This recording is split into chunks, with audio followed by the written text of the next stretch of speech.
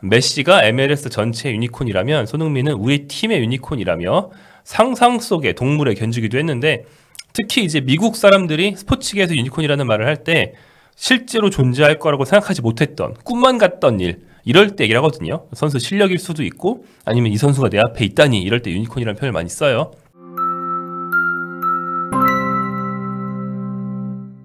LAFC 고위 관계자, 뭐 애매한 단장 이런 선 말고 진짜 고위 관계자가 손흥민 영입이 왜 하이리스크였는지 직접 설명했습니다. 그뿐 아니라 포스테코글루 감독의 LAFC 부임설, 또 여자팀과의 성별을 뛰어넘는 친선 경기, 이런 굉장히 다양하고 재밌는 이야기 들려줬거든요. 어떤 이야기였을까요? 안녕하세요. 풋볼리스트 또 뻘리TV의 빡빡이 기자 김정용입니다. 오늘 31일이고요. 어젯밤에서 오늘 새벽으로 넘어오는 한국시간 30일 밤에 재밌는 기사가 하나 나왔고, 손흥민 선수와 LAFC 이야기를 중점적으로 담고 있습니다. 그래서 이 기사를 바탕으로 현재 손흥민 선수의 위상이 어떻고 또 LAFC가 어떤 구상을 가지고 있는지 한번 돌아보는 시간 가져보려고 합니다. 자, 이 기사는 기브미 스포츠, 우리가 많이 봐온 축구를 많이 다루는 매체에서 나왔고요. 포르투갈에서 진행된 축구 경영인 행사를 취재하러 갔다가 스테이시 존스, LAFC CBO를 만나서 꽤 길게 이야기를 했나봐요. 이 기자가요. 그 독점 인터뷰 기사가 나왔습니다. 먼저 존스는 누구인가, 이 얘기를 해봐야겠죠. 스테이시 존스는 현재 LAFC의 CBO, 즉 치프 비즈니스 오피서, 최고 사업 책임자입니다. 요즘에는 그냥 뭐 대표라고 하지 않고 뭐 CBO, C-O, C-O 뭐 엄청 막 나눠져 있죠. 그래서 CBO면 대표급 이라고 볼 수 있습니다. 존스는 이 팀에 오기 전에 미식축구팀 인디애나폴리스 콜츠에서 경력을 쌓고 2020년 LAFC로 합류했습니다. 사실 이 팀에 온 직후에 코로나19 사태가 터지면서 굉장히 큰 난관을 맞았지만 이걸 오히려 체질 개선의 기회로 삼았다고 해요. 그래서 홈구장인 BMO 스타디움, 이름만 봐도 명명권을 팔았죠? 여기서 콘서트와 이벤트를 적극적으로 유치를 했고요. 내부 예산 절차 개편, MLS 역대 최고액의 경기장 명명권 판매 등의 성과를 내면서 존스의 합류 후 엄청난 속도로 LAFC가 성장하게 됩니다. 그러면서 그 인기와 팬들에 대한 영향력, LAFC의 어떤 위상이 우리가 실감하는 것보단 더 크다고 그래요. 우리가 사실 손흥민 선수 가기 전에 LAFC가 미국에서 얼마나 인기 있는지 전혀 눈치를 챈 적이 없잖아요. 그런데 이 표를 보시면요, 이게 경제지 포브스가 낸 축구 구단 가치 평가 표거든요. 정말 중요한 거는 아래쪽에 있기 때문에 위쪽은 대충 보고요. 1위 레알, 2위 맨유 뭐 이렇습니다. 15위에 LAFC가 있어요. 유럽 빅리그가 한 개 리그에 20팀 가까이 돼서 5개 리그나 있단 말이에요. 그러면은 LAFC가 빅리그 팀 중에 7, 80개를 제낀 거예요. 굉장한 거죠. 게다가 LAFC보다 아래에 메시가 있는 인터 마이애미도 있어서 LAFC가 MLS 중에 1등. 그리고 심지어 프리미어리그 팀들 중에서 LAFC보다 아래에 있는 팀만 몇 개 적은 거거든요. 웨스트햄, 뉴캐슬, 빌라, 브라이튼, 풀럼이 LAFC보다 아래입니다. 뭐 이거는 포브스의 평가이기 때문에 우리가 뭐 아주 객관적이라고 볼 수는 없지만, 또 달리 보면 경제적 어떤 가치를 추산하는 그런 순위를 매겨주는 기관이 포브스만큼 별로 있지도 않죠. 그래서 가장 공신력이 그나마 있는 데서 이 정도로 평가를 했다. 그래서 그게 얼마냐? 세계 15위가 얼마냐면 12억 5천만 달러입니다. 1조 7,851원, 1억 원, 오늘 환율로 1조 7천억 원 정도 되는 굉장한 구단 가치를 가지고 있는 팀이고, 인터 마이애미, 웨스트햄 유나이티드, 에스턴 빌라, 풀럼보다 아까 말씀드린 것처럼 높습니다. 게다가 이 순위는 손흥민 선수 합류 전에 나온 순위예요. 지금은 더 높아졌겠죠? 지금 뭐 세계 한 10위 이럴 수도 있다. 손흥민 선수가 오기 전에도 이미 다 다져놨고 손흥민 선수로 방점을 찍은 팀이다. 그래서 이 팀의 상업적인 가치에 대해서 얘기를 할 가치가 충분히 있었습니다. 자, 이런 성공을 이끈 존스 CBO는 그래서 지난해 LA 비즈니스 저널이라는 경제지의 비상장 기업 부문 올해의 경영인으로 뽑히기도 했다고 합니다. 존스가 어떤 이야기를 했는지 먼저 손흥민 선수 얘기부터 살펴볼 수밖에 없겠죠? 가장 길게 이야기한 거 역시 손흥민 효과였습니다. 또 유럽 기자가 뭘 물어보겠어요? 손흥민 어때? 이러고 물어볼 수밖에 없죠. 유럽 하면 손흥민이니까. 유럽에서 온 MLS 선수 하면 손흥민이니까. MLS 역사상 최고 이적료인 2,700만 달러, 약 385억 원을 지불하면서 토트넘 호스퍼로부터 영입해온 슈퍼스타 손흥민은 10경기 9골 2도움, 정규리그에서 서부 3위 플레이오프 진출을 이끌었죠. 또 시즌 베스트 골 수상도 했습니다. 그러면서 짧은 기간 동안 할 수 있는 건 다 했고, 성적뿐 아니라 경제적인 효과도 엄청났다는 거 저희 채널에서 많이 말씀드렸어요. 요약해서 짧게만 이제 정리하고 가면 SNS 채널 통틀어서 340억 뷰, 많이 아닙니다. 340억 뷰, 원정 관중 16% 증가. 게다가 LAFC 손흥민이 온 산호세 어스케이크는 역대 최고 관중 경신. 평소 경기장이 2만 명이 안 들어가는데 이날 5만 명 넘게 들어가는 경기장으로 옮겨 써가지고 콱 채웠죠. 게다가 시즌 도중 영입에도 불구하고 메시에 이어서 유니폼 판매 리그 2위. 시즌 시작할 때 영입됐으면 메시를 이겼을지도 이런 생각까지 하게 만드는 각종 지표입니다. 그래서 사실 생각해보면 베스트골 투표에서 메시를 이겼다는 걸 이제야 이해할 수 있을 것 같아요. 베스트골 투표가 팬투표였는데 손흥민 43.5% 거의 반을 먹었고요. 메시가 22.5%, 손흥민 선수의 절반 수준밖에 안 되거든요. 위에서 본 LAFC라는 팀의 인기와 위상, 거기에 손흥민의 스타성, 이 둘을 결합했을 때 메시를 뛰어넘을 수 있었다. 이제 우리가 이해를 할 수 있습니다. 자, 이렇게 뛰어난 경영 능력에 손흥민을 더한 존스 CBO는 손흥민은 우리 팀의 정말 특별한 존재라고 얘기를 했습니다. 그러면서 영입을 얘기했는데요. 영입은 매우 치밀하게 계획됐고 손흥민은 모든 조건에 맞는 선수였습니다. 포지션, 플레이 스타일, 태도, 그의 영입을 통해서 공략할 수 있는 시장까지 고려할 때 당연히 영입해야 했습니다. 라면서 당위성을 얘기했습니다. 또한 손흥민의 축구에 대한 사랑과 그의 성격이 가장 돋보입니다. 라면서 좋은 이야기를 많이 들었음에도 불구하고 직접 만나보면 또 놀라게 되는 그런 사람이라고 손흥민 선수 특유의 그 굉장한 친절 그리고 축구에 대한 사랑 이런 것들을 저희도 느꼈다고 얘기를 했습니다. 하지만 손흥민 선수의 영입을 쉽게 결정한 건 아니었다라고 해요. 사실 역대 최고 이적료, 한 리그의 최고 이적료를 33세 선수한테 쓴다는 거는 축구계에서는 상식을 벗어난 일이에요. 손흥민이니까 가능한 거거든요. 존스도 당시를 돌아보면서 리스크가 엄청났다. 굉장히 큰 리스크를 진 영입이었다. 라고 말할 수밖에 없었습니다. 구체적으로는 이렇게 얘기를 했어요. 어떤 면에서 손흥민 선수 영입은 우리에게 엄청난 위험 부담이었다. MLS 역사상 최고 이적료였기 때문이다.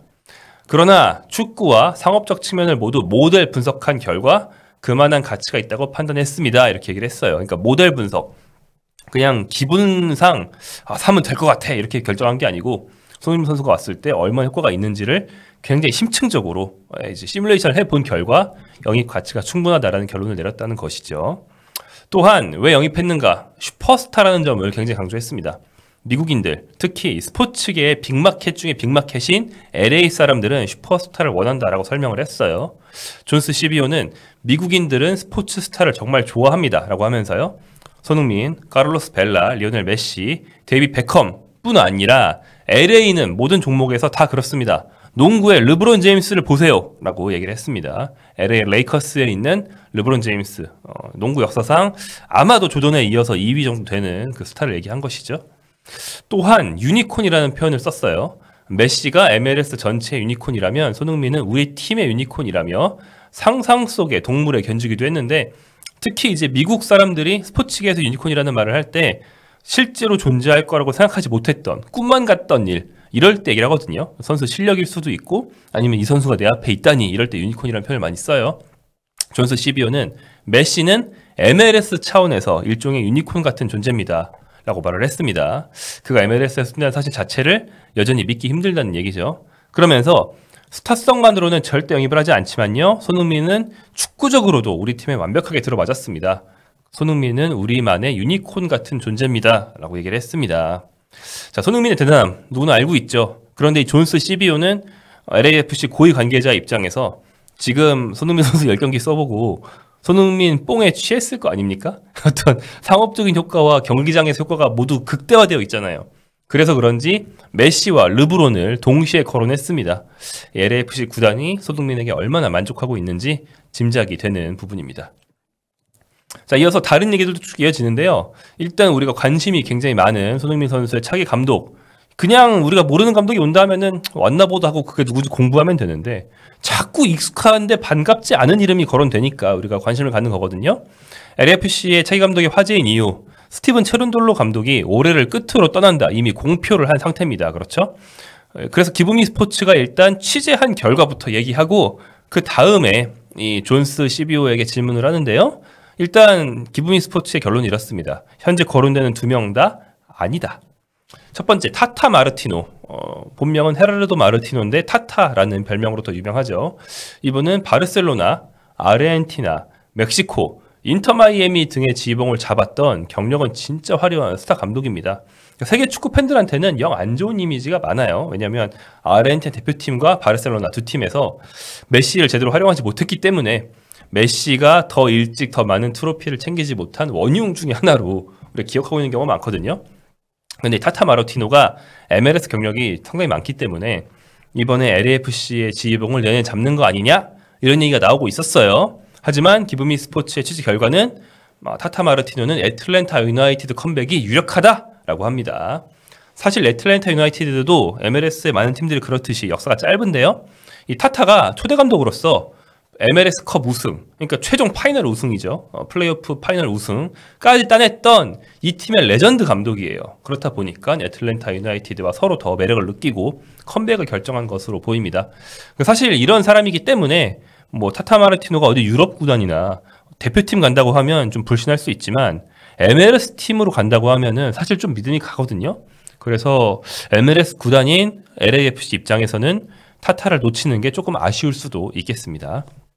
두 번째, 이 감독이 훨씬 우리에게는 많은 관심이 가는 사람이죠. 화제의 인물 엔지 포스트코글로 이름을 한 번에 말할 수가 없네. 좀 더듬게 되는데, 자, 그럴 정도로 우리한테는 굉장히 다양한 감정을 불러일으키는 인물입니다.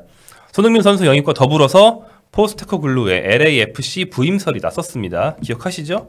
그때 이제 포스테코글루 감독이 무직, 토트넘에서 나온 뒤에 무직이었기 때문에.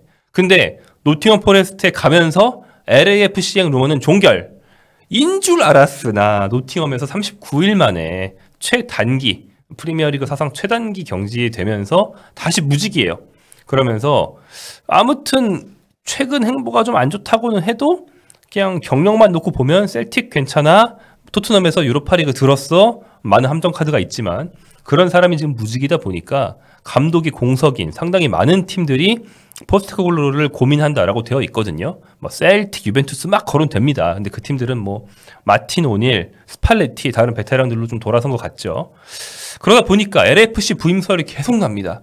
우리로선 상당히 두려운 그런 소식인데요. 다행히 기브미 스포츠에 따르면 LAFC와 포스테코글루 감독 사이에는 현재 진행 중인 논의가 전무하다. 손흥민과 전 토트넘 감독의 재회는 현재로선 고려 대상이 아니다. 아니라고 합니다. 자, 이렇게 기브미 스포츠 자체 취재 결과를 먼저 얘기하고 그 다음에 이를 바탕으로 존스 CBO에게 질문한 인터뷰 멘트도 들어있어요. 왜냐하면 존스 CBO가 다음 감독이 누구다라고 말을 시원하게 안 해줬기 때문에 이 매체의 취재 결과가 먼저 나온 건데요. 존스 CBO는 선임에 많은 노력을 기울이고 있다. CBO로서 나는 의사결정에 참여하며 재무, 영업, 브랜드, 전략적 측면을 고려한다. 하지만 감독 선임은 축구 파트에서 주도적으로 진행해야 한다라고 얘기를 했습니다. 그러니까 선수 영입까지는 그 선수의 브랜딩이나 이런 게 여러 가지로 결부되어 있으니까 자기도 상당히 중요하다. 근데 감독은 뭐 감독 한 명 데리고, 물론 무리뉴면 얘기 다르겠죠. 감독 한 명 데리고 온다고 해서 엄청 막 스타 파워가 생기고 마케팅이 잘 되는 것도 아니니까 순수하게 축구적인 경기적인 측면을 고려해야 한다라는 얘기죠. 그래서 자기의 소관은 아니다라고 선을 좀 그었고요. 이 파트 같은 경우 감독 선임 파트는 존스 CBO의 말보다는 기브미 스포츠의 취재 결과를 우리가 듣고 가는 것으로 의의를 삼도록 하겠습니다. 자, 또 존스 CBO가 한 재미있는 얘기 하나 더 있습니다. 남녀 구단 사이에 친선 경기 생각이 있다. 이런 얘기인데요. 자, 이 발언을 이해하려면 LAFC와 각별한 사이인 엔젤시티라는 여자 구단을 알아야 됩니다. 이 팀은 BMO 스타디움에 새들어 살면서 같은 홈구장을 공유하는 사이예요. 그리고 엔젤시티가 출범할 때부터 LAFC가 도움을 많이 줬고 여러모로 협력 교류를 하고 있습니다. 근데 이 팀이 역시 우리는 미국 여자 축구에 대해 잘 모르니까 관심이 많지 않지만 포브스에 따르면 구단 가치가 2억 5천만 달러, 약 3,571억 원으로 첼시 여자팀에 이어서 전 세계 2위예요. 아까 LAFC는 전 세계 남자 중에 15위였는데 엔젤시티는 전 세계 여자 중에 2위라고 합니다.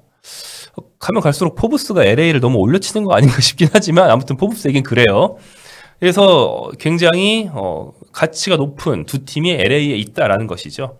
이 두 구단의 각별함을 보여주는 사례를 제가 하나 찾아왔는데 지난 6월에 LA 지역에서 벌어진 대대적인 그 이민 단속 기억하시는지 모르겠어요.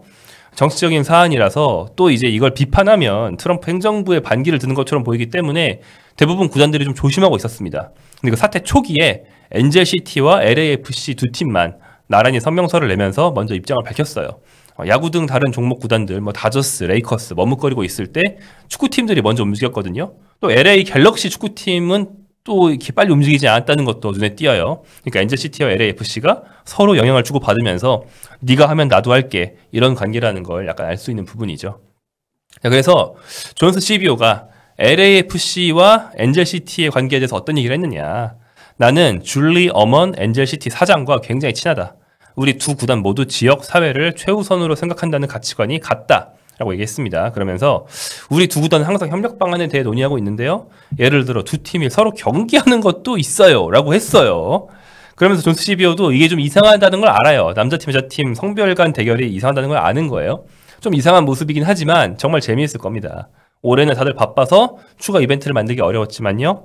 앞으로 일정이 허락한다면 더 많은 걸 볼 수 있을 듯 하네요 라고 얘기를 했습니다.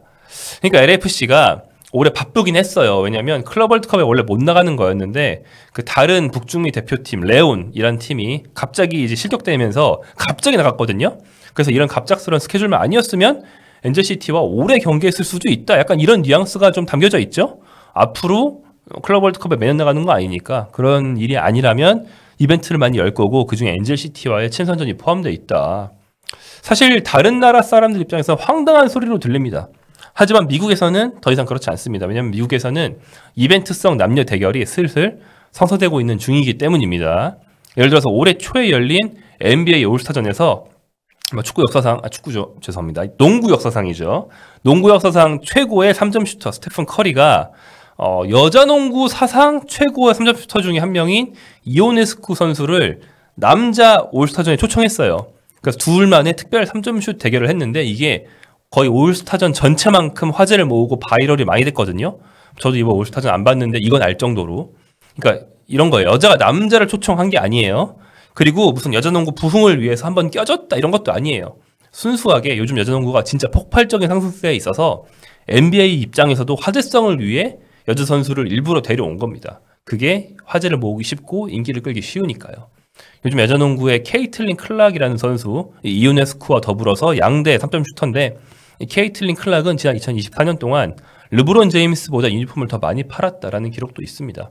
그래서 미국에서 여자 스포츠의 어떤 상승세가 종목 가리지 않고 다 있고 그중에 일부 아웃라이어인 슈퍼스타들은 진짜 점프로 이렇게씩 치고 있거든요. 근데 축구계에서는 그것에 가장 가까운 팀이 현재로서는 엔젤시티다 이거죠. 그렇다면 LAFC 입장에서도 엔젤시티랑 우리가 협업하는 게 그냥 재밌겠는데? 혹은 도와줘야지 이런 차원이 아니고 진짜로 LAFC 입장에서도 어떤 떨어질 떡고물이 분명히 있기 때문에 한다는 얘기죠. 또 이제 말씀드린 것처럼 두 팀 간의 끈끈한 관계가 있어서 상부상조도 할 수 있고요. 그래서 그냥 11대 11 경기를 하는 건 너무 무리수지만 당연히 남녀 같은 레벨일 때 실력차가 납니다.